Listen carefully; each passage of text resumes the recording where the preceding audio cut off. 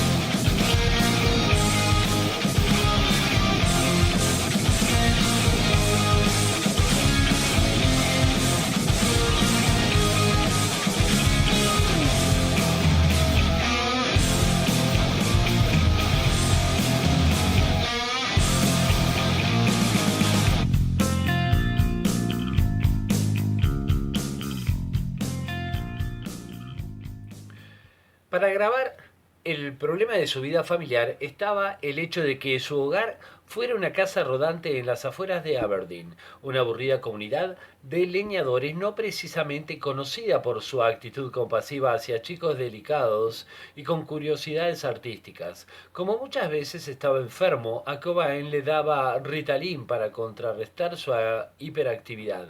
Más tarde le diagnosticaron bronquitis crónica y escoliosis leve. De todos modos, a su débil contextura le hacía sombra su naturaleza obstinada. En una elegía en el funeral de Cobain, su tío Larry Smith recordó la historia de cómo un leñador de más de 100 kilos golpeó a Cobain. Cobain nunca le devolvió los golpes, dijo Smith, y en su lugar sonreía y le hacía fuck you a su atacante cada vez que caía al piso. Finalmente el leñador se cansó y se fue. En 1979, la familia de Cobain debió enfrentar el suicidio de un tío abuelo de Cobain. 5 años después se suicidó otro tío. Está claro que la vida en la familia no era fácil. Cuando Donald Cobain se volvió a casar, esta vez con una mujer con un hijo y una hija, la relación ya de por sí difícil de Kurt con su padre empezó a desintegrarse por completo. Kurt fue echado de la casa y se fue a vivir con un tío y una tía antes de volver a la casa de su padre. Otra falla en la comunicación hizo que Kurt armara las valijas de nuevo, en total entre 1975 y 1984. Kurt vivió esporádicamente con sus abuelos paternos y tres pares de tíos y tías. Al final convenció a su madre de que liberara un espacio para él en su casa. Y allí duró un Se año. va tornando interesante la historia Y yo tengo una anécdota de Kurt, de un recital que dio acá en Argentina, donde Nirvana tocó malísimamente mal. Pero no fue por falta de ensayo, fue a propósito. ¿Y por qué? Resulta que había una banda telonera que era de una amiga de Kurt. Y el público argentino no tuvo mejor idea que bardear a la banda, esperando que salga de una vez Nirvana. Entonces, Kurt se ofendió y tocó todos los temas mal a propósito, con las guitarras desafinadas. Y bueno, otra de las cosas que hizo a propósito fue amagar la canción Smile Like Teen Spirit, su mejor éxito, digamos. Y lo amagaron todo el recital a propósito y no lo tocaron. La verdad, yo le doy la razón a Kurt. Ese público se merecía que le hicieran eso. Y lo digo como argentino que soy. Si te está gustando nuestro contenido, si sos nuevo, recordá que podés suscribirte a nuestro canal para recibir las notificaciones cada vez que hacemos una emisión de nuestro programa. Ahora sí, vamos con un poquito más de música y enseguida volvemos con más Kurt Cobain.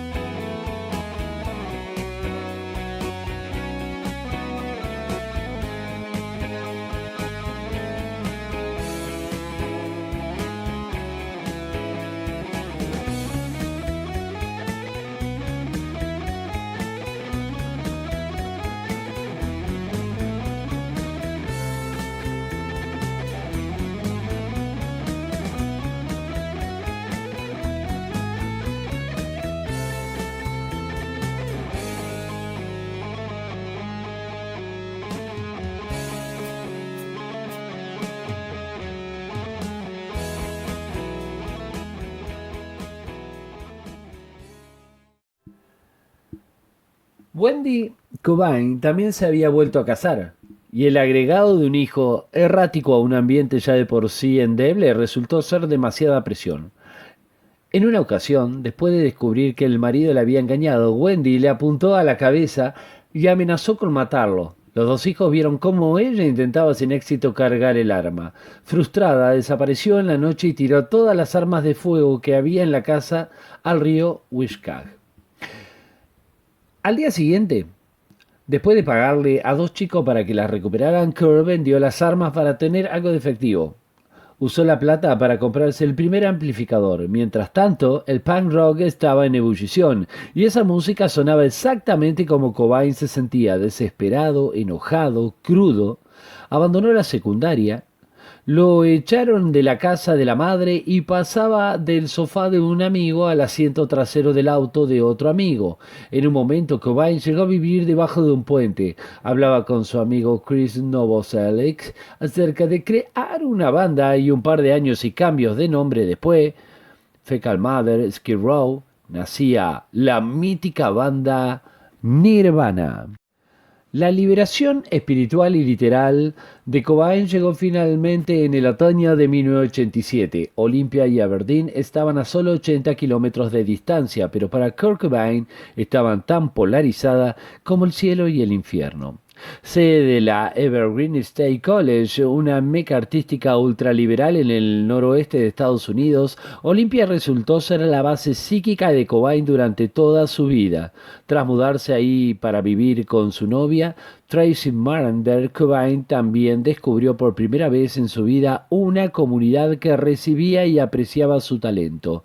Cayó bajo el hechizo de Calvin Johnson, líder del grupo Beat Happening, y Decca Records, el sello inocente, independiente y lo-fi, cuyo logo al poco tiempo sería tatuado en el brazo de Cobain.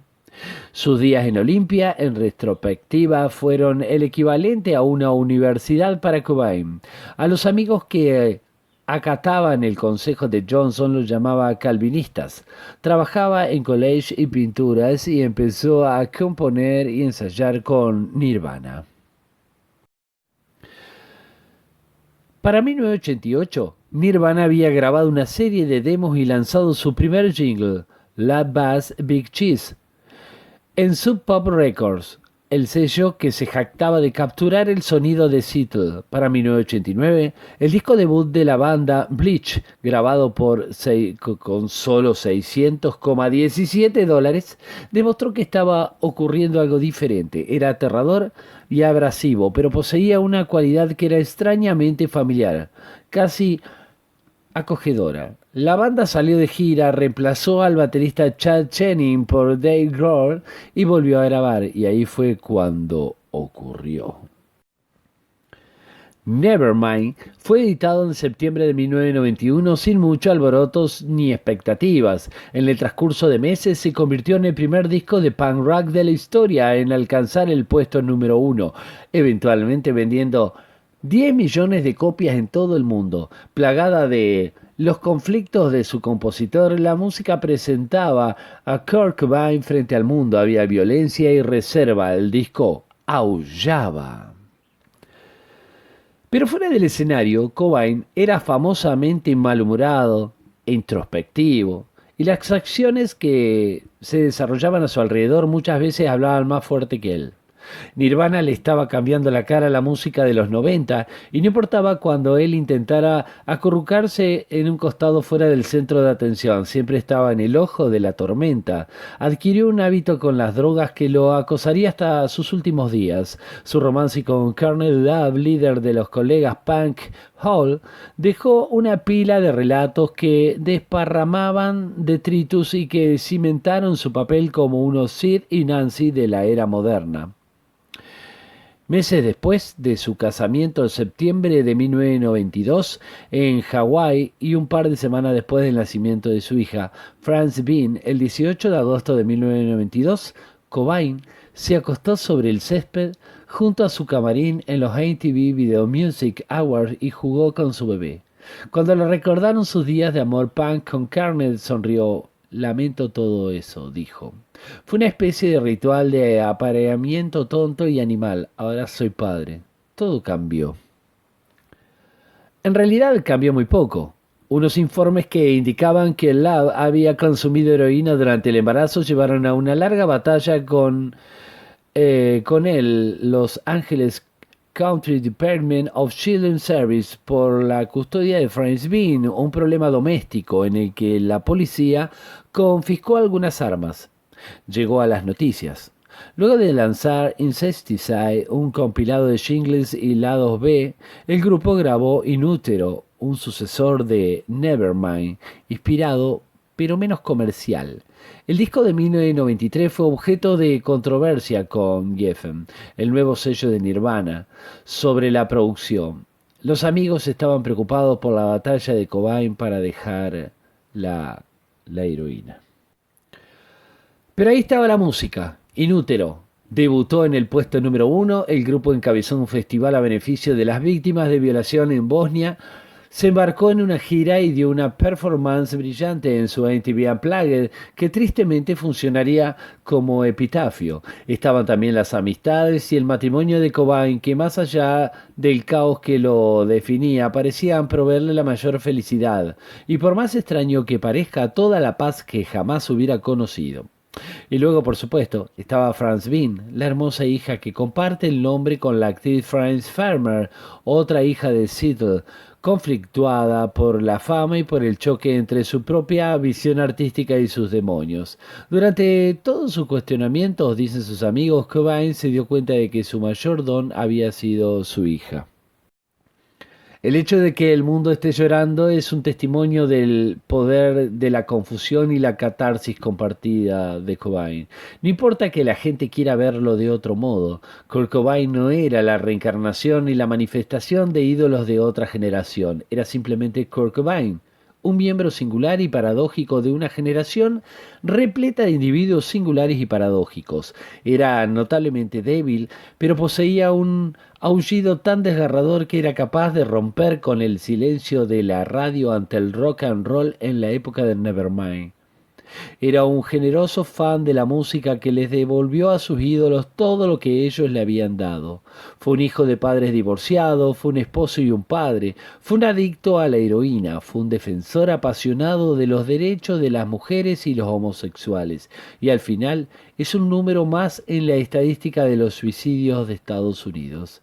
En una época en la que la tasa de suicidios para su grupo etario se duplicó en los últimos 10 años. Kurt Cobain se murió a los 27. Deja una mujer que lo amó, una hija que jamás lo conocerá y millones de extraños cuyas vidas fueron enriquecidas por el hecho de que él haya vivido. Hasta la próxima en Alto Voltaje. Un abrazo, Juanpi, un abrazo a todos y acá estamos, como siempre, con Alto Voltaje.